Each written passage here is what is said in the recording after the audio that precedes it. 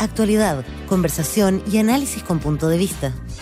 Aquí comienza Reunión de Pauta.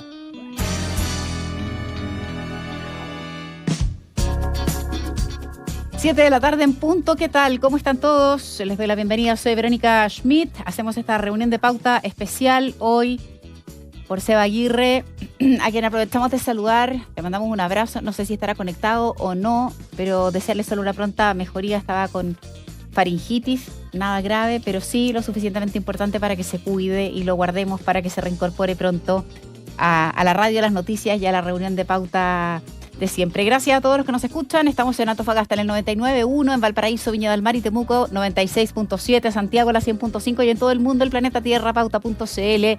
Gracias y saludamos a todos los que tal vez van en el auto y quieren escuchar un poco de análisis, de actualidad de los temas que han ido marcando tal vez los últimos días y el debate que se desarrolla en la actualidad. También estamos en Instagram, en Twitter, en Facebook, están todas las plataformas disponibles. En realidad usted elige cuál le acomoda y allí nos va a encontrar.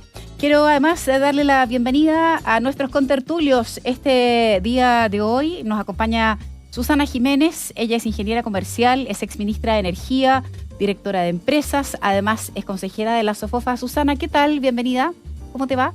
Muy bien, Verónica, gusto de conocerte. Gracias, igualmente para mí, te había visto en tu época de ministra, así que también un gusto tener esta conexión contigo. También veo ahí a Juan Carlos Eichholz, es abogado, socio fundador de CLA Consulting, profesor de la Escuela de Negocios de la Universidad Adolfo Ibáñez. ¿Cómo estás, Juan Carlos? Bienvenido. Hola, Verónica, un gusto estar contigo acá. Igualmente Echando de menos un poquito a Sebastián, ¿no? Espero estar a la altura, Juan Carlos, eso nomás te digo. Cualquier reclamo, siempre. Ya sabes, al final hacemos los descargos. Y ya veo conectado, tiene mejores audífonos que yo, por lo que veo ahí, parece, pero... Sí, parezco relator deportivo. Me encanta el look para hoy de Pablo Veloso, abogado, exsecretario general del PS. Buen lunes para ti, Pablo. ¿Qué tal todo? Muy bien, qué bueno verte de nuevo, Verónica. Igualmente, sí, nos hemos encontrado en otras jornadas políticas, de elecciones y de debates importantes en la radio, sí, tratando de arreglar el mundo. Gracias a todos por conectarse. Les ha ido muy bien en todo caso, por lo visto. No, pues seguimos... Tratando de arreglarlo. No, ha ido muy bien, es verdad, Juan Carlos. Entremos de lleno a lo que hoy nos convoca para que todas las secciones me cuadren, porque siempre me dicen, lo dejas hablar mucho, voy a ponerme al tiro en onda con eso. Y para romper el hielo en esta pregunta con el tema de hoy, dice relación con las declaraciones del ministro de la Presidencia, Giorgio Jackson, que en relación a lo que vimos el fin de semana en el barrio Meix, ahí en la estación central, el ministro hoy día dice que en el país se trata de un tema heredado de gobiernos anteriores, este descontrol de las armas, todo esto en el contexto de la balacera que ocurrió ahí, por lo demás donde hay 3 personas heridas de bala, y sin embargo, ex ministros del gobierno del expresidente Sebastián Piñera salen a retrucarlo y dicen que esto, claro, es un problema que se extiende hace mucho, pero también enrostran tanto al actual ministro Jackson como al propio presidente Boric la forma como ambos votaron en su minuto proyectos de ley que buscaban justamente el control de las armas. Posterior a eso, incluso la ministra vocera Camila Vallejo sale hoy día en un punto de prensa en La Moneda y dice, mire, uno puede acomodar la información, dice ella, porque tanto el presidente como el ministro Boric votaron un montón de indicaciones, otras las rechazaron, pero es la actual oposición finalmente la que en una comisión mixta, dice ella, no avanzó. Mire, raya para la suma, se empezaron a echar la culpa unos con otros de por qué finalmente el control de la ley de armas no está mejor. En concreto, señores, quiero saber si ustedes están de acuerdo o no con la declaración que hace el ministro Jackson y que levanta toda esta polémica sobre que el tema de las armas es un tema heredado. Juan Carlos, quiero partir contigo. A ver, cuando unos empiezan a echar la culpa a otros y viceversa, lo que ocurre al final del día es que sacamos la atención de aquello que es más importante que el problema mismo. Y yo creería que esto es exactamente lo que viene pasando, no solamente con el control de armas, sino con el aumento cada vez más evidente de la delincuencia y del desorden público, si queremos ponerlo así, en el país desde hace varios años. Entonces, creo que es evidente que para enfrentar yo lo llamaría así a esta altura, un flagelo como este, es necesario tener grandes acuerdos políticos y nacionales. De otra manera, no es posible poner el problema al centro. Y esto es una demostración más. Entonces yo como ciudadano simplemente esperaría que alguna vez exista ese acuerdo. Hoy día es posible, o hay más probabilidad de que eso pudiese ocurrir.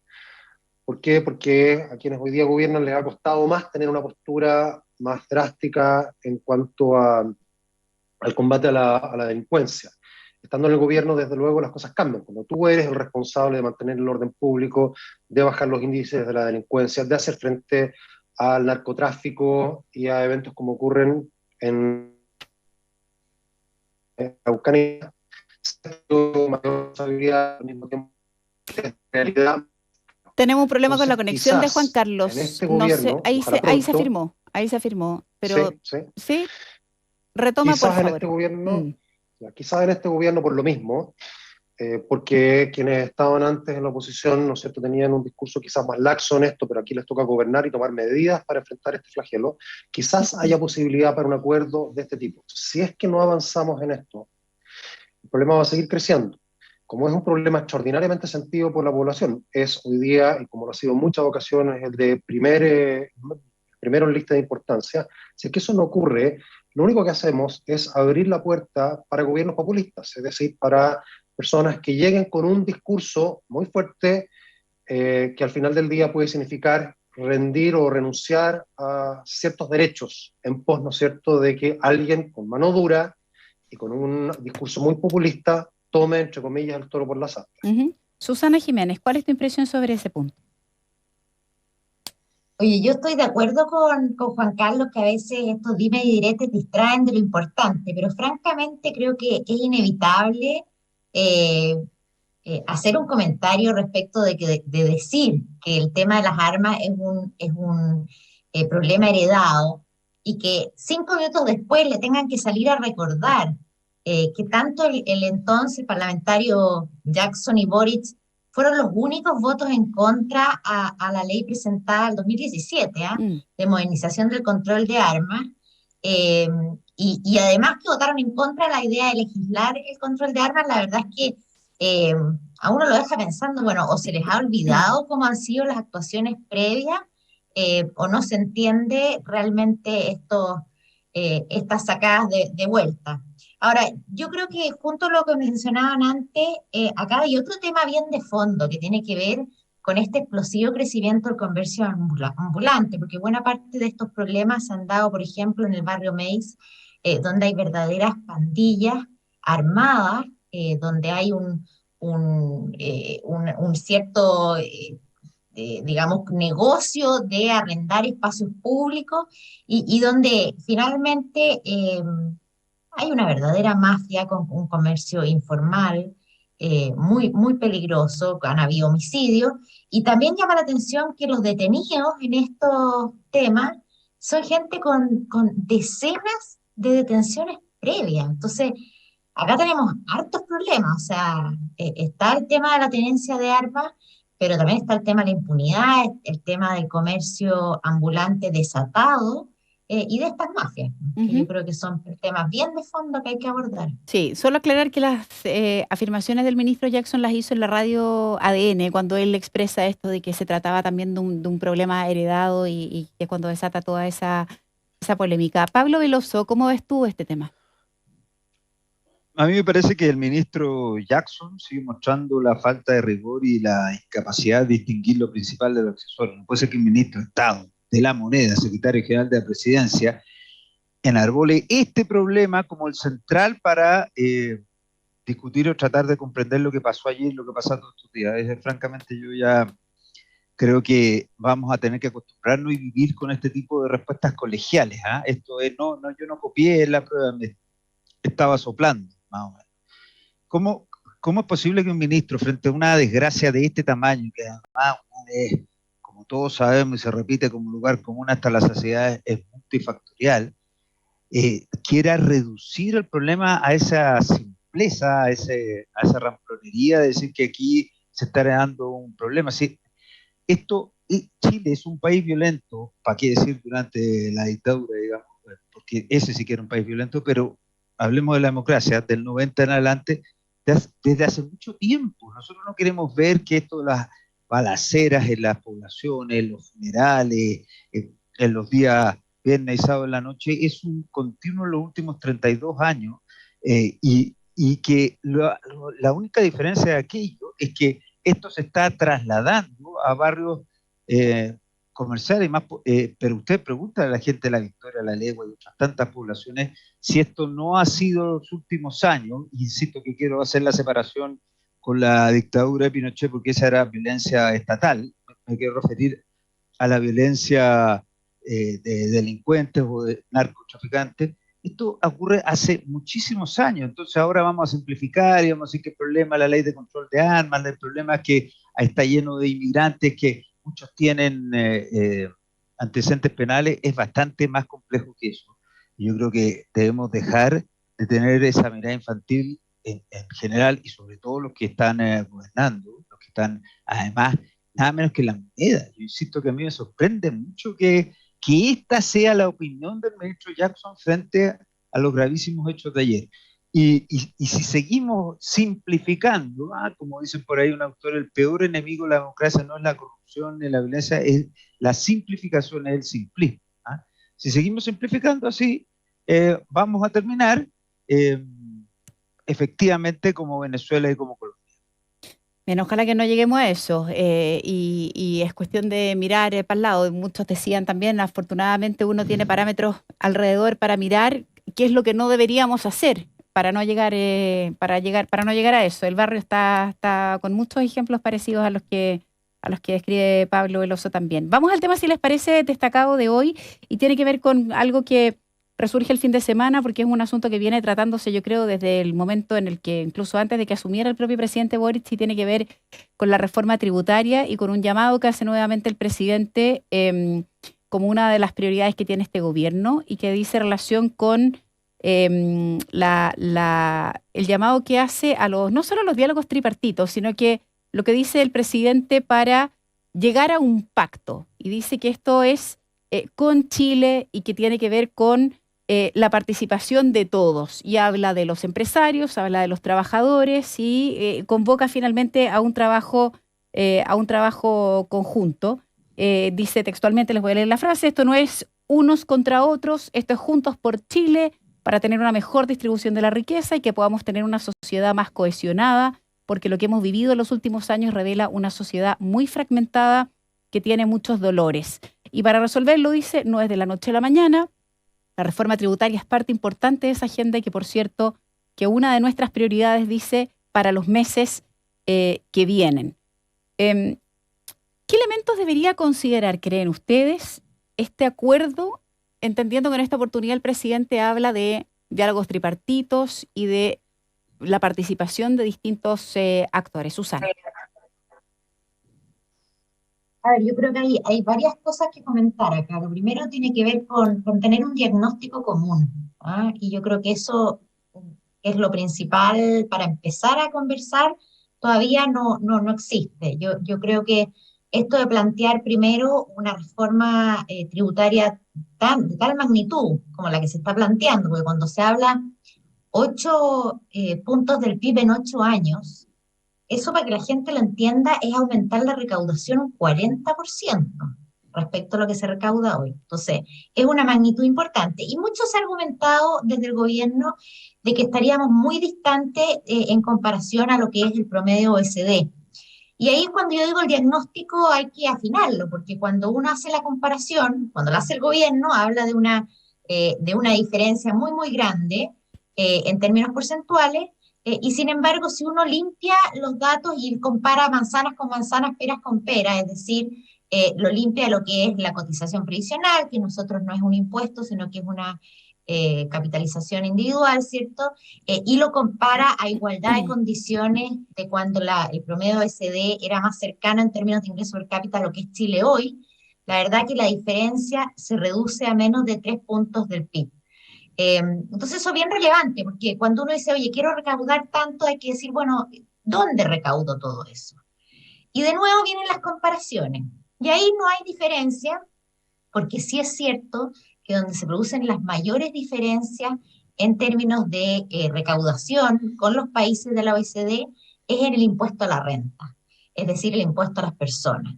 Y eso tiene implícito un desafío mayor, estamos hablando de que, por ejemplo, en Chile, el ingreso medio está exento de pagar impuestos, en la OECD paga del orden del 16%. Tenemos un gran tramo exento y tenemos tasas intermedias bajas en términos relativos. En Chile solo el 25% de las personas pagan impuestos, menos de eso, un 23% de los inmuebles pagan contribuciones. Entonces estamos hablando de que donde se produce la mayor diferencia es en los impuestos a las personas, y entonces se hace más difícil buscar soluciones. Yo después puedo complementar lo que estoy diciendo, pero a lo que quiero apuntar es que hay que hacer un diagnóstico acucioso, hay que ver dónde están las verdaderas diferencias y dónde habría que entonces buscar mejorar nuestra distribución y carga tributaria, pero además, y eso lo adelanto, creo que los tributos no es la única forma ni la mejor forma de lograr mayor equidad. Hay otras formas que eventualmente podrían ser más eficientes. Juan Carlos, ¿qué impresión tienes tú respecto de los elementos que se deberían considerar para estos acuerdos? Me sumo al buen análisis que ha hecho Susana, primera cosa. Los puntos que pone son relevantes de tener en cuenta. Y lo que de alguna manera se concluye de eso es que aquí no hay una respuesta fácil. No hay una solución así que venga de cajón para aumentar la recaudación fiscal. Y entonces quizás vale la pena también poner algunos puntos de contexto. Uno que es que en los últimos 35 años, es decir, desde el retorno a la democracia hasta ahora, se han hecho 15 reformas tributarias ya. O sea, no es algo nuevo, ¿no es cierto?, en que aparentemente vamos a encontrar aquí una fórmula mágica que antes no se encontró. Siempre estamos discutiendo sobre reformas tributarias y eso desde luego no hace bien para generar ciertas certezas jurídicas para quienes sobre todo tienen que invertir. Por otro lado, estamos en un contexto de crecimiento económico bajo, o sea, lo que se proyecta para los años siguientes entre el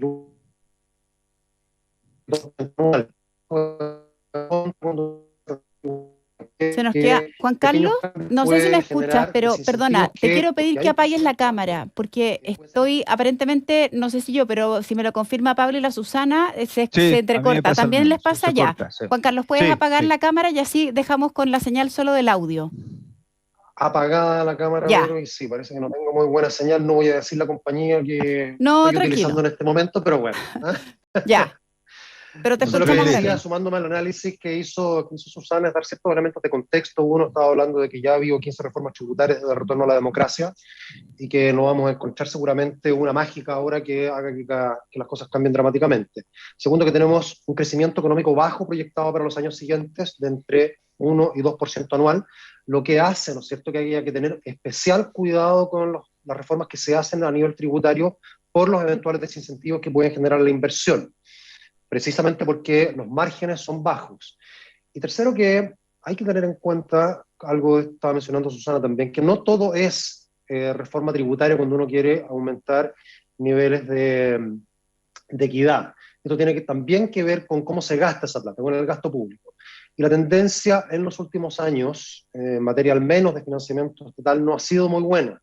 Tenemos, por ejemplo, que el aumento de funcionarios del gobierno central en los últimos 10 años ha sido del 70%. Hay 70% más de funcionarios hoy de lo que había hace 10 años, y que la remuneración promedio del sector público es 45% más alta que la del sector privado. Es decir, se ha ido engrosando también un aparato estatal y no sabemos, hay algunas mediciones que no son muy positivas en ese sentido, pero dejémoslo, no sabemos cuán efectivo, ¿no es cierto?, ha sido ese gasto fiscal. En simple, aquí hay una ecuación que es bastante difícil de resolver. Yo me alegro, eso sí, la forma en que el gobierno lo está enfrentando. Lo está enfrentando con pausa, con tranquilidad, involucrando a distintos actores en el diálogo, tratando de hacer un buen diagnóstico de por dónde puede ir una reforma tributaria que haga sentido, que logre mayor recaudación y que no genere, esto es lo dramático, ¿no es cierto?, potencialmente dramático en la reforma tributaria, no genere desincentivos a la inversión.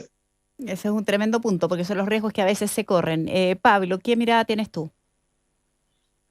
Yo me acuerdo desde el año 90 de dos momentos constituyentes de reforma tributaria, por decirlo de alguna manera, como estábamos ahora. El primero es el 90-91, cuando el presidente Elwin decide sobre la reforma tributaria del año 91, que es bastante olvidada, pero que según dicen aquellos economistas que la han estudiado y abogados con rigor, fue una reforma bastante profunda a la estructura tributaria y generó los ingresos que se requerían para llevar a cabo el programa de gobierno de Patricio Aylwin, que era básicamente generar una mayor cantidad de oportunidades y cerrar las brechas que había generado el manejo económico del gobierno militar.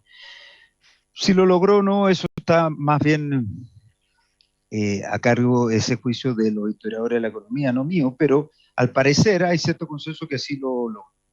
Después hay otras reformas, como decía muy bien Susana, son varias, y también lo dijo Juan Carlos, y solo quiero focalizarme en estas dos. Hay otra reforma que es la de Bachelet 2014, encabezada por Arenas, el ministro de Hacienda de la época, y que tenía claro qué quería hacer con lo que quería recaudar, que era básicamente, si nos acordamos, la reforma educacional, ¿no? Ujú. Reforma educacional que también hay cierto consenso que quedó trunca y que no funcionó de la manera que debiese haber funcionado, pero estaba claro para qué era. Y esa reforma tributaria no recaudó lo prometido, pero tuvo una interesante recaudación. ¿Qué es lo que me pasa a mí con la propuesta del presidente Boric? Es que, Sí. a diferencia de las dos reformas que he citado, y por eso lo he hecho, me gustaría que el presidente nos explicara para qué quiere eso, ¿ah? ¿Cómo los va? No desde el punto de vista de los deseos o de las, digamos, de las cuestiones que todos estamos de acuerdo, de un país más justo, más equitativo, en fin, con mayor grado de igualdad, no, sino para qué en específico, con mucha precisión. Ujú. Creo que eso es fundamental. Así lo hizo independientemente de los resultados, el gobierno de Aylwin y el gobierno de Bachelet 2. Yo esperaría de este gobierno lo mismo. Mira, nosotros queremos hacer esta reforma que consiste en lo siguiente, para poder recaudar este porcentaje del PIB con el objeto de invertir ese porcentaje en esto y en esto. Solo después de eso, a mí me parece que es relevante el cómo. Y el cómo, el presidente Boric está en lo cierto al decir que voy a escuchar a todo tipo de actores en esta materia, a los empresarios, y así además eso le va a servir a él y a su gobierno para generar diálogo, reflexión y, ¿por qué no, confianzas con un sector con el que no ha trabajado anteriormente, o no todo lo que podría necesitarse. Y en ese sentido es bueno este paso, pero yo sigo esperando que el presidente diga, mire, lo vamos a hacer de esta manera, con precisión, el presidente, no el ministro de Hacienda. Porque yo creo que Alejandro Foxley lo explicó muy bien, pero fue el presidente Aylwin el que le dio el mensaje a todos los chilenos del contenido de esa reforma. Lo mismo la presidenta Bachelet, Arenas lo explicó, no sé si tan bien, pero lo explicó, pero fue la presidenta la que llevó a cabo esa reforma. Es lo que tiene que ocurrir aquí. No es Mario Marcel, sino que no me cabe duda que estas cosas sabe mucho, sino que tiene que ser el presidente Aylwin, o sea, el presidente Boric, para decirnos con precisión qué. Y después vendrá el cómo, pero a él le falta hoy día el qué. Bien, el ejercicio del liderazgo apunta a Pablo. Ahora, ¿cómo ven la disposición? Y siempre cuando uno dice reforma tributaria, ¡bum!, inmediatamente la atención se centra siempre en el empresariado. Y aquí me caben dos preguntas que me gustaría darlas al ruedo para que lo analicen y los pudiéramos escuchar. Primero, ¿solo los empresarios tienen que hacer el mayor esfuerzo para reformas tributarias, lo primero? Y lo segundo, ¿cuánta disposición ven?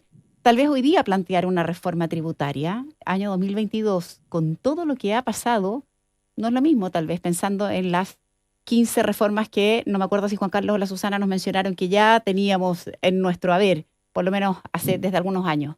No es lo mismo. ¿Quién quiere partir? Susana. A ver, es que a mí siempre la pregunta de la disposición del empresariado me llama la atención, porque el empresariado es un contribuyente, no, da lo mismo un gran que opine, contribuyente, digamos, en el sentido de que si le gusta o no le gusta. En términos generales, a la gente no le gusta pagar impuestos, menos cuando ve que se malgastan, ¿no? Eh, pero yo creo que hay una disposición de sentarse a la mesa, de participar en estos diálogos que ha abierto el gobierno. De hecho, los gremios en que yo participo están activamente participando. Eh, pero de nuevo, yo creo que acá hay que fijarse al menos en tres aspectos que un poco los hemos tocado. O sea, primero, eh, tiene razón Pablo cuando dice para qué. A mí me da la impresión de que hasta ahora el para qué se ha respondido sencillamente con mayor equidad. ¿Ah? Y voy a volver a eso. No sé en qué mecanismo, pero eso pareciera ser como el objetivo. Entonces, lo primero es, bueno, ¿cuáles van a ser las medidas a tomar? Y yo creo que ahí hay de todo. Hay medidas muy buenas, hay medidas que se han discutido antes también, hay otras más cuestionables. Yo ya les decía, yo creo que el impuesto a la renta va a tener que tocarse porque el impuesto corporativo hoy día es alto en términos comparados con la OECD. Pero además hay un montón de impuestos que estamos todos de acuerdo y que probablemente no se han llevado a cabo antes por temas políticos. O sea, el impuesto al alcohol que sea por contenido alcohólico, y no por valor del alcohol, el de los combustibles, el hecho de que el diésel pague menos que la gasolina, revisar los impuestos a las emisiones verdes y ampliar la base de quienes pagan ese impuesto. Yo creo que son todos temas súper razonables, aumentar la fiscalización, etcétera. Entonces, por un lado está el tema de las medidas que ojalá sea analizado lo más técnicamente posible para también evitar, como decía Juan Carlos, los impactos sobre la actividad productiva y, y cómo se llama, y la inversión. Ahora, la otra patita fundamental, y yo creo que en eso lo ha abogado por ello el empresariado, el mundo académico, es la eficiencia del Estado. O sea, no es lo mismo pagar el mismo impuesto que los países de la OECD, pero recibir a cambio un mal servicio. Un mal servicio que se traduce en una salud precaria, en una educación pública que no es tan buena, en un Estado que tiene un montón de programas sociales, pero que lamentablemente son muy mal evaluados a lo largo de los años. Solo un 3% de los programas evaluados ha cumplido con un estándar satisfactorio. Entonces, creo que el tema de la eficiencia del Estado, su eficiencia también en la fiscalización y en la entrega de servicios es clave. Y por último, como decía antes, yo creo que si ese fin último, como hablaba Pablo, es equidad, hay que abrirse también a otros mecanismos. Hoy día es bien sabido que el sistema tributario en Chile no mejora mucho la distribución del ingreso, pero sin embargo sí mejora mucho la distribución del ingreso cuando uno ve las transferencias directas y las transferencias no monetarias. O sea, si uno ve este famoso índice de Gini, de cómo se distribuye los ingresos en Chile, mejora sustancialmente cuando uno considera en ello transferencias directas o transferencias en bienes y servicios como es eh, salud, educación y el equivalente a vivienda. Entonces, en ese sentido, también hay que mejorar de nuevo la provisión de estos bienes desde el Estado, porque finalmente la sensación de desigualdad tiene más que ver con acceder a malos servicios públicos, que es a lo que puede acceder el segmento más vulnerable, que así pagan más o menos impuestos, que evidentemente tienen que ser progresivos, etcétera, Ujú. etcétera. Juan Carlos, ¿cómo hacer más eficiente el Estado? O sea, uno tiene en su cabeza una máquina gigante, pesada, burocrática.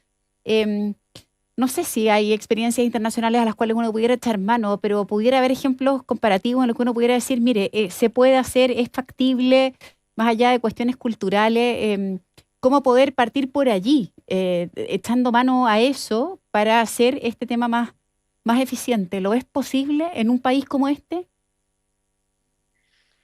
A ver, aquí, primero, constatar lo que estaba diciendo Susana. Cuando uno mira la diferencia, ¿no es cierto?, entre el ingreso que tienen las familias antes de redistribución y el que tienen después de redistribución, hay un cambio, pero cuando se compara a nivel OCDE, el cambio es bastante bajo. Irlanda es de los países que, por ejemplo, tiene mucho mejor redistribución, más efectividad, por lo tanto, en el gasto social. Irlanda es un país que tiene crecientes grados de desigualdad, pero la labor que hace el Estado en redistribución es extraordinaria. Chile, cuando se lo mira en la OCDE, está bastante bajo en ese índice. Ahora, ¿qué hacer distinto? Eh, en otras épocas se hicieron cosas que ayudaron bastante. Y después, en los años 90, empezamos a mirar también modelos de eficiencia o mejor funcionamiento del Estado en otros países. Nueva Zelanda ha sido un caso típicamente seguido por Chile. El tema está, y tú lo pones ahí como algo que puede o no ser importante, pero que quizás lo sea y mucho, que es el tema cultural. Yo no conozco en Latinoamérica, al menos, experiencias que Chile pudiera seguir en ese mismo sentido. Quizás habría que estudiar un poco más en detalle Costa Rica, algunos países en particular, pero en general no te encuentras con muy buenas experiencias de reformas del Estado o de Estados que sean mucho mejores en cumplimiento de su función y en redistribución del ingreso y eficiencia del gasto social que lo que hace Chile. ¿Tiene que ver eso con un componente cultural? Quizás en una parte sí. Hay otros elementos más aún que juegan aquí. Latinoamérica no tiene casos de países que hayan alcanzado el desarrollo y se hayan sostenido en él. Argentina fue un país desarrollado a comienzos del siglo XX, no se sostuvo ahí. Venezuela pudo haber estado, tampoco se sostuvo ahí. Chile es como el que está hoy día ahí a punto de, y los signos de interrogación son grandes. A diferencia de lo que pasaba en países asiáticos, Europa del Este, etcétera, en que se logra romper ese umbral y entrar al desarrollo y sostenerse en él.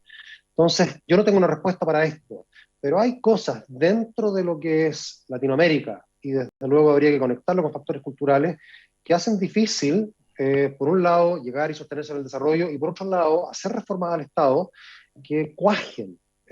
Chile ha hecho reformas al Estado, y creo que bien orientadas, y sin embargo, igualmente, pareciera ser que hay factores que hacen difícil el que se logre tener un Estado de alta eficiencia en su funcionamiento. Lo que yo citaba anteriormente, 70% de aumento en funcionarios públicos en los últimos 10 años, brutal. algo te hace pensar. Sí, claro. Algo Sí. te hace pensar.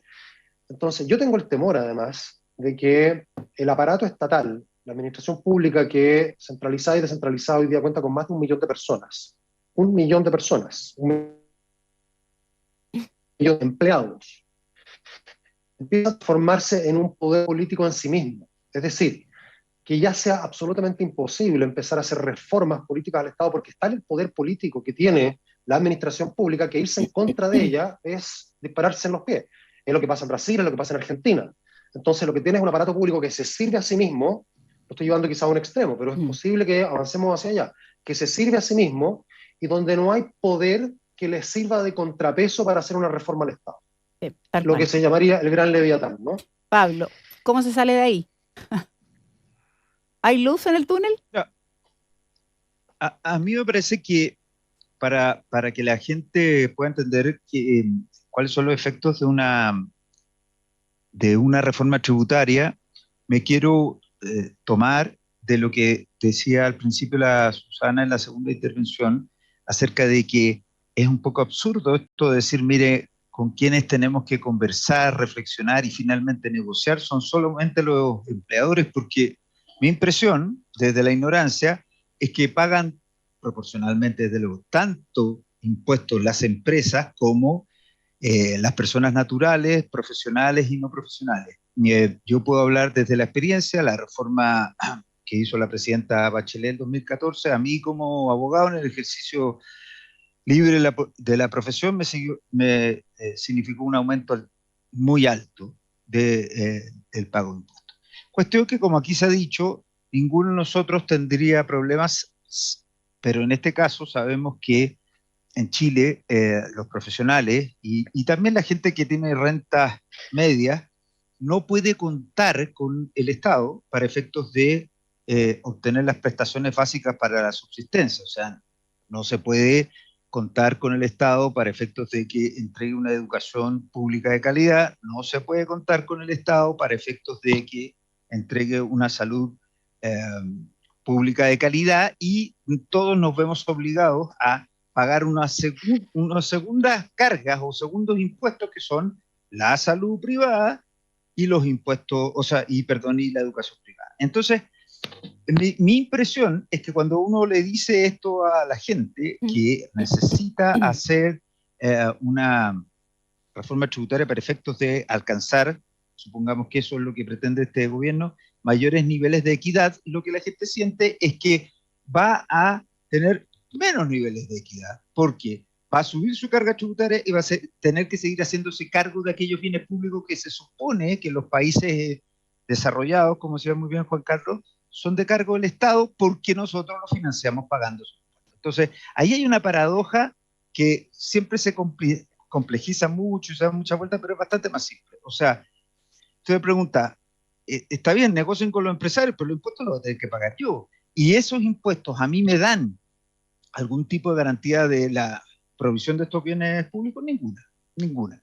Entonces, eso sumado a que me da la impresión que a raíz de todo, de esto sobre todo desde octubre del 2019, a raíz de todos los sucesos que han ocurrido en el país, crisis sanitaria mediante, nos hemos olvidado que este país tiene una gran deuda pendiente y que si aquello no se empieza a caminar para resolverlo, es muy poco probable que el país alcance el desarrollo, por no decir imposible, que es la educación.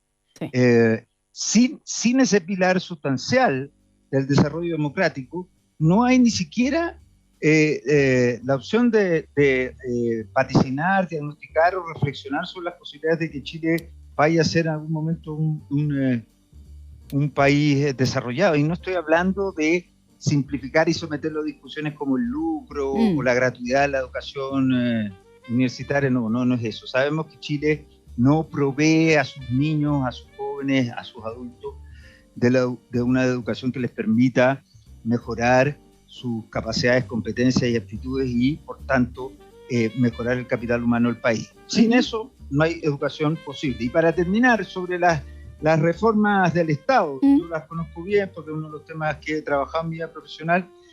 Básicamente en Asia es una gran inversión que hizo en empresas, no solo en capital humano, el Estado. Corea del Sur es el paradigma de eso.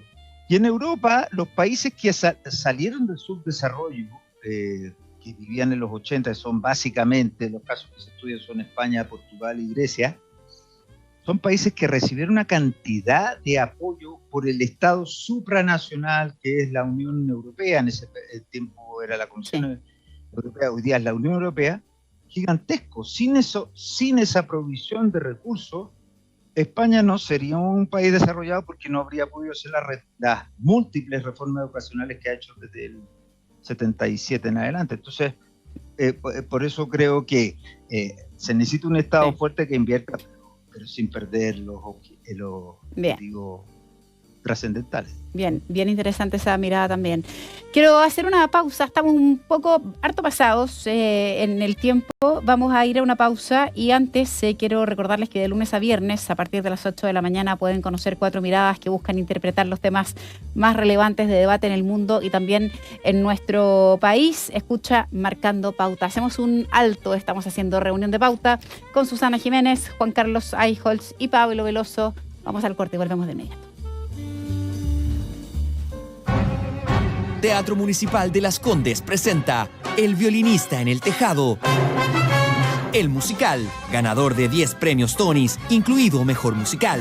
Alegría, familia, risas y por sobre todo, tradición. Con Daniel Muñoz, Sara Pantoja, Francisco Daño Beitía, José Antonio Raffo, junto a un gran elenco. Venta de entradas a través de www.tmlascondes.cl y en las boleterías del teatro. El violinista en el tejado, el musical, desde el 21 de abril. Produce Darshan Teatro. Invita. Pauta. ¿Sabías que estamos transformando Clínica Red Salud Vitacura en una de las clínicas más avanzadas del país? Mejoramos nuestra urgencia haciéndola más moderna y cómoda. Aumentamos consultas y especialidades para atenderte mejor. Nos equipamos con el resonador con inteligencia artificial más moderno de Chile y mucho más. Descubre lo que hace a Clínica Red Salud Vitacura una de las más avanzadas del país en Avenida Tabancura 1185 Vitacura y reserva tu hora en redsalud.cl. Red Salud. Mejor salud para Chile. Cada tarde, a partir de las 20 horas, Christian Barnken nos invita a pasear con él y con sus invitados en su jardín. Media hora de conversaciones y reflexiones. No dejes de escuchar los sonidos y palabras de Desde el Jardín. Pauta, hablemos de verdad. Conversa con nosotros en redes sociales. Síguenos en pauta.cl en Facebook e Instagram y pauta_cl en Twitter. Participa, comenta y comparte tu opinión. Pauta, hablemos de verdad. Ya estamos de regreso. Escuchas Reunión de Pauta. Pauta 100.5. Bien, un día como hoy, pero del año 1519, quiero comentarles que murió Leonardo da Vinci en Amboise, en Francia, cuando tenía 67 años. Nacido en las afueras de Florencia en el año 1452, fue uno de los hombres fundamentales del Renacimiento en Italia, en todo el mundo. Destacó, por cierto, como pintor. Entre las principales obras figuran La Última Cena, La Gioconda, el retrato más famoso de la historia del arte, por cierto. También fue escultor, arquitecto, estudió la anatomía humana. Bueno, de esos hombres que tal vez hoy día escasean, que tienen esa capacidad de hacer muchas cosas y todas las hacen bien. Bueno, como inventor diseñó una máquina para pulir espejos, fue pionero en la aviación, incluso en la aviación, 500 años antes del primer vuelo. Un día como hoy, del año 1519, murió Leonardo da Vinci. Ya, vamos, si les parece, a las noticias coladas. Aquí cada uno de ustedes, Susana Jiménez, Juan Carlos Eichholz y Pablo Veloso, tienen un espacio para contarnos lo que a cada uno de ustedes les parece que es interesante comentarnos en esas noticias que se cuelan y que es necesario conocer. Susana, ¿qué nos cuentas tú? Mira, yo tomé una noticia que salió en el diario El Austral a raíz de una declaración que hizo la ministra de Desarrollo Social, Janet Vega, en que dijo que los hechos de violencia en la macrozona sur habían aumentado un 400% con el estado de excepción. Sí, aquí en Pauta incluso lo reafirmó.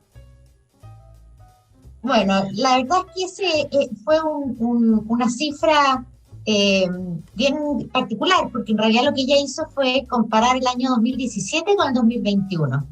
Entonces, por supuesto, rápidamente la salieron a corregir. En particular, esta es una entrevista que se le hizo a Pablo Urquizar, ex coordinador de seguridad de la macrozona sur, y que en el fondo dijo, oye, la verdad es que, como dicen por ahí, podemos tener diferencias de opinión, pero no diferencias de número, y el estado de excepción en realidad redujo un 45% los hechos de violencia y un 73% la usurpación, y además permitió hacer todo este plan de cosecha segura. ¿Por qué yo creo que esto es importante? Porque creo que el gobierno se equivoca en minimizar el problema que hay en la macrozona sur. Se insiste en el diálogo, aun cuando no se ve ninguna voluntad de dialogar de los grupos más extremistas. Hay un tema de narcotráfico, de terrorismo, de crimen organizado, que yo creo que no se está abordando con la seriedad. Incluso más, con otras entrevistas que salieron el fin de semana, abogados de las víctimas de violencia dicen, oye, acá el gobierno ni siquiera está tomando un rol activo en las causas que se están llevando a cabo. Ni siquiera participan en las audiencias. Entonces, me parece muy complejo, me parece que hay una relación muy ambigua, como dijo Villa en su entrevista en el Mercurio este fin de semana, respecto al uso legítimo de la fuerza por organismos de Estado, por parte de algunos grupos como el Frente Amplio, el Partido Comunista, y esa relación ambigua, que ya la hablamos un poco en el primer bloque, respecto de la violencia y del uso legítimo de la fuerza, está causando estragos y está generando una sensación de inacción y de inseguridad y de aumento de los delitos que no se está abordando oportunamente y solo puede empeorar. Bien. Me preocupa principalmente el tema de que ni siquiera se esté transmitiendo en los mensajes la real situación que se vive en el sur de Chile. Perfecto. Juan Carlos, ¿cuál es tu noticia colada para este lunes? Tenemos poco tiempo, así que solamente un concepto central acá que creo que es medular cuando estamos hablando de lo que está ocurriendo en la Araucanía, donde vemos cada vez mayores grupos armados y cada vez con armas más poderosas. El Estado, en una democracia, tiene el monopolio del uso de la fuerza. El Estado en democracia tiene el monopolio del uso de la fuerza. Es decir, cada vez que está habiendo uso de la fuerza por parte de particulares y particularmente fuerza armada, ¿no es cierto?, el Estado debe cumplir un rol en ir y desarmar, y lo voy a poner así hoy día ya, casi desmilitarizar una zona, ¿no es cierto?, donde los privados, los particulares, las guerrillas, estamos llegando a eso, están tomando cada vez más poder.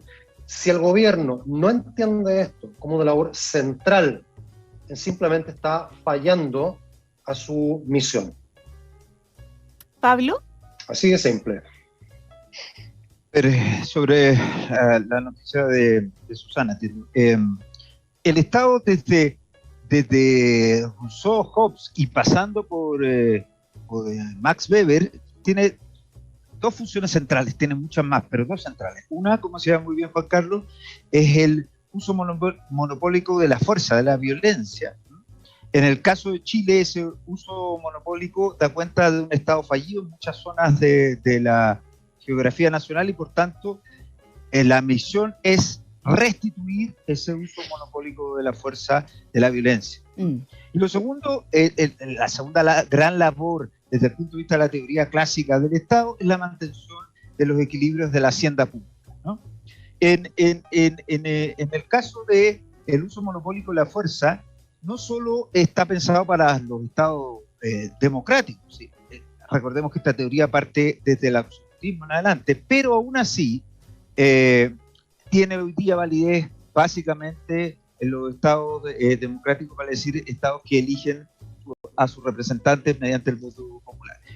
Dicho eso, a mí me sigue preocupando muchísimo el tipo de relato y discurso, insisto, infantil, pero sobre todo muy desinformado, que tiene este gobierno ya en varios de sus ministros, no solo en Jackson o en la ministra del Interior.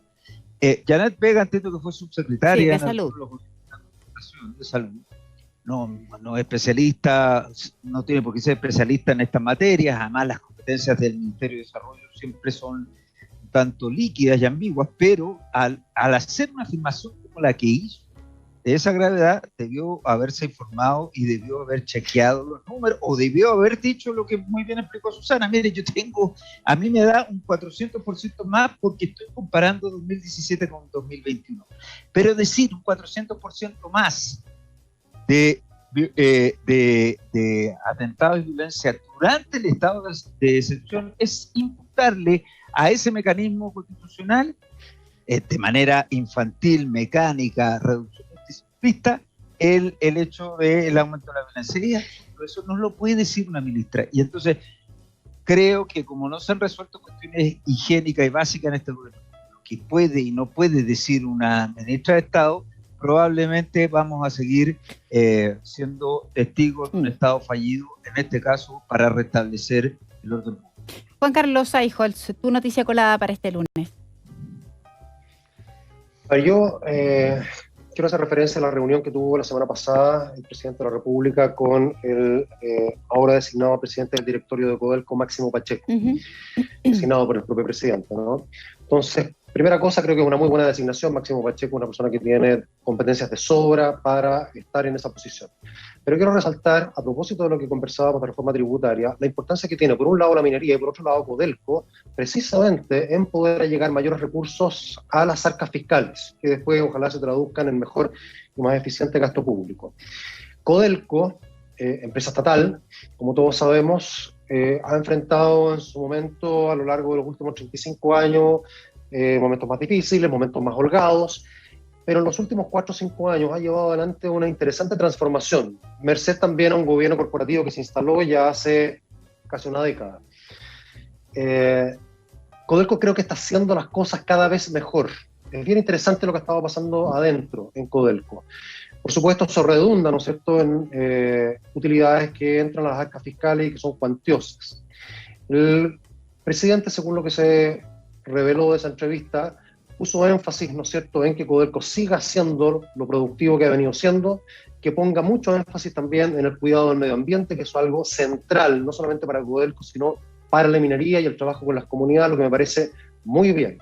Y quisiera enfatizar solo una cosa, que en parte explica el por qué Codelco ha podido estar haciendo en los últimos años las transformaciones que ha llevado adelante en su interior, y que tiene que ver con ir dejando de lado algo que se instaló lentamente desde los 90 en adelante, que es la coadministración.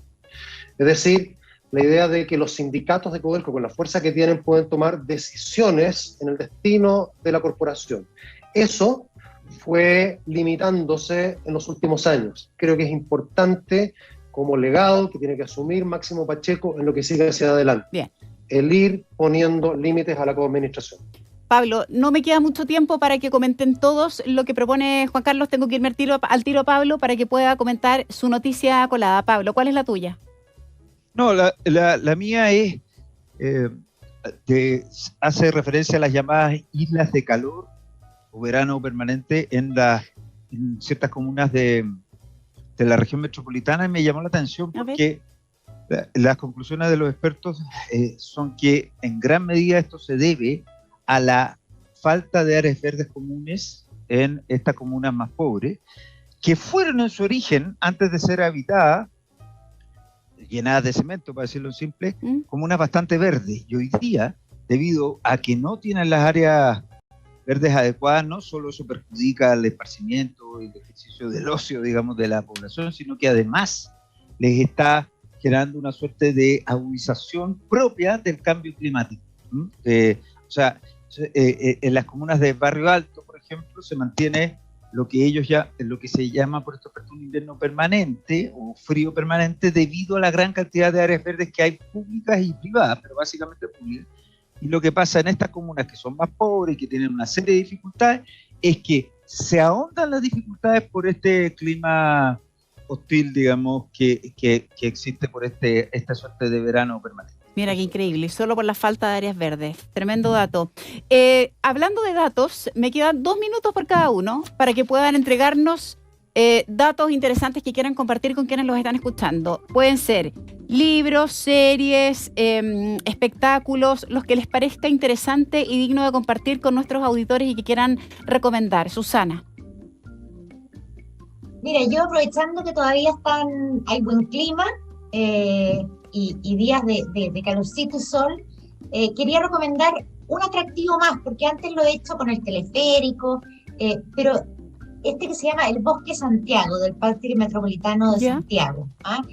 Un amigo mío fue con sus hijos, tiene hijos más chicos, y la verdad es que es realmente lindo, son 180 hectáreas y hay vegetación, hay bosques didácticos para niños, hay muchos juegos, hay nidos de diferentes pájaros, vicuñas, lagunas con peces, lugares para picnic. La verdad es que es un tremendo atractivo, con puentes colgantes para ir con la familia, y yo creo que vale mucho la pena y es muy desconocido, entonces además tiene muy poquita gente en general, así que es un recomendado. Bosque Santiago, de nuevo, Susana. Bosque Santiago del Parque Metropolitano de Santiago. Lo googleé y me apareció, así que los que estaban escuchando y se quedaron con ese dato, Bosque Santiago en Google, ahí sale parquemed.cl Bosque Santiago. Buenísimo el dato, sí. Si no me equivoco, además es gratis. Mira. Sí, es gratis. Sí, y hay estoy viendo, hay un link donde uno puede contactarse, hacer las preguntas, quiénes somos. No, está buenísimo. Gran dato, Susana, lo voy a tomar para ir con mis niñitas seguro. Juan Carlos, ¿tu dato? A ver, el teatro municipal uno lo relaciona con ópera, música, muy poco con teatro. ¿Sí? De hecho, desde hace más de 20 años que no ha habido una obra de teatro en el teatro municipal. Mira. Pero ahora se rompe la tendencia y se va a estrenar prontamente la obra Arrau, el otoño del emperador. Creo que puede ser bien interesante. Esta es una obra creada especialmente a propósito de que se celebran 100 años de la primera presentación de Arrau, y por lo tanto en el Teatro Municipal va a haber obra de teatro, pero conectada con uno de los grandes músicos de nuestra historia y que, creo yo, marca un hito. Por lo tanto lo pongo ahí como dato recomendado para ir a verla. De todas maneras, municipal.cl, ahí está toda la información para el dato de Juan Carlos. Pablo, ¿cuál es tu dato? Yo sigo emulando a don Juan Carlos, sigo con el teatro. Hay una obra que se da hace ya un tiempo en el Teatro La Comedia que se llama Pedro, Juan y Diego. ¿Ya? Es increíble lo actual que está. Esta obra fue una de las más irreverentes durante la dictadura, se estrenó el año 76 y es una pieza que presenta la historia de 3 obreros que trabajan al alero del PEM. O sea, los que son más viejos se acuerdan, pero el programa de empleo mínimo. Que estaba el PEM del POJ. Una de las grandes actuaciones ahí es un muy, muy querido amigo mío, Alejandro Goich, así que estoy obligado a recomendarlo porque si no, mejor no me presento a la próxima reunión. Pero la verdad es que yo la vi, es una obra increíble y vale realmente la pena porque a pesar, insisto, que es del 76, de 1976, se va a sorprender con lo actual que es. Con los diálogos. ¿Me repites el teatro, Pablo? En el Teatro La Comedia, ¿no? Está el Pedro, Juan y Diego Aquí lo estoy buscando. Y las entradas se venden por Ticket Plus. Aquí lo estoy en el teatro. Sí, por Ticket Plus. Pedro, Juan y Diego, Ticket Plus. Ictus. Me equivoqué. Sí. Ictus. Me va a matar, Goich. Ya, Pedro, Juan y Diego, la recomendación Quedó aclarado. de Pablo Veloso, efectivamente. Ahí está en el Teatro Ictus, que está en la calle Merced 349, y está disponible de los jueves a sábado a las 8 de la noche. Muy entretenida. Buenísimo. Bueno los datos, bueno la conversación, bueno el análisis. Ha sido un agrado poder escucharlos. Los dejo invitados para que se conecten con nosotros en pauta.cl. Hay un montón de contenido, esa es mi recomendación. Yo sé que viene de cerca, pero cuando puedan vayan echando vistazos allí.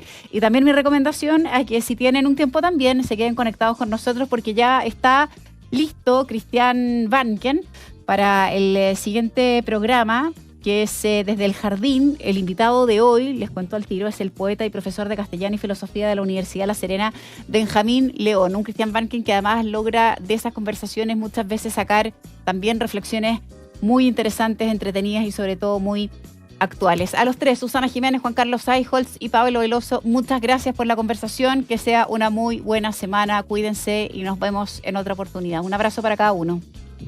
Muchas gracias. Que estén muy bien. Cuídense. Chao. Despedimos reunión de pauta. Seguimos con Christian Vanken desde el jardín. Que tengan una muy buena noche. Nos vemos. Chao, chao. Acabas de escuchar una hora de conversación y análisis con punto de vista.